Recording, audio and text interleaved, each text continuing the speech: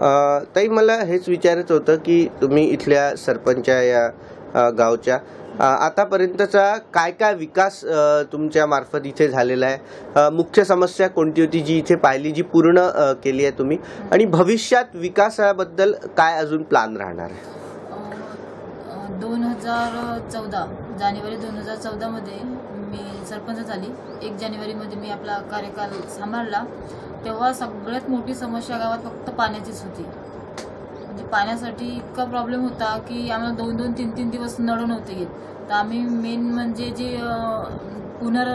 जे जुनी एक विहीर होती जी अर्धवट राहिली होती, त्या विहिरीचं आम्ही आमदाराकडून 3 लाख रुपये घेऊन त्या विहिरीला पूर्ण केलं आणि आता त्याच विहिरीचं पुनर्भरणाचं काम चालू आहे. त्याच्यामुळे पाण्याची वाढ जास्त होत आहे आणि म्हणजे गावात पाण्याला म्हणजे जास्त काही त्रास होणार नाही इथल्या लोकांना. त्याच्यासाठी म्हणजे पाण्यासाठी जास्त आम्ही प्रयत्न करत आहोत.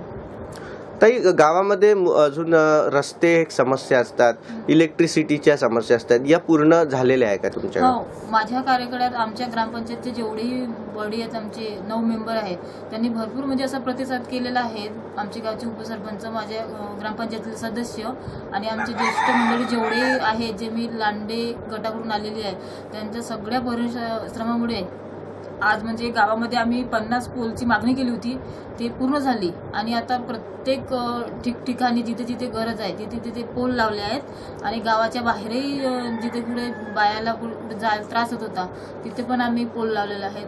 आणखी पुन्हा म्हणजे माझ्या कार्यकाळामध्ये दलित वस्ती म्हणजे वार्ड नंबर 3 मध्ये तिथे रोड केला आहे आम्ही. पूर्ण दलित वस्तीमध्ये पूर्ण दलितांच्या इथे सिमेंट झालेलं आहे आणि नुकतंच आता 15 दिवसाच्या पूर्वी पुन्हा दलित वस्तीचं काम वार्ड नंबर 2 मध्ये झालं आहे. बरं ताई, भविष्यामध्ये अजून काही असे विकास काम जे राहिलं आहे का, की असं तुम्हाला काही असं युनिक करायचं आहे गावासाठी, असं काही विचार आहे का? एकच मोठी खंत वाटत आहे की म्हणजे आम्ही जे ग्रामपंचायतची नवीन ग्रामपंचायत प्रत्येक गावी झालेली आहे, आमच्या गावातलं ते अर्धवट काम पडलेलं आहे. जे काही असं म्हणजे थोड्या अडचणी आहेत त्याच्यामध्ये, त्या अडचणी पार पडूनच आमचं जे नवीन ग्रामपंचायत ती झाली पाहिजे.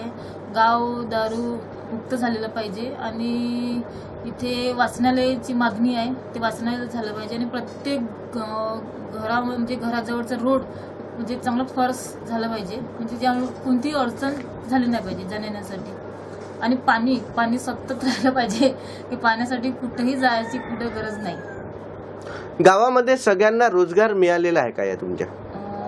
रोजगार म्हणजे इथं शिक्षण शिकलेले भरपूर मुलं आहेत, ते कुठं प्रायव्हेट कंपनी करत आहे, कुठं त्यांनी स्वतःचा एक व्यवसाय केलेला आहे.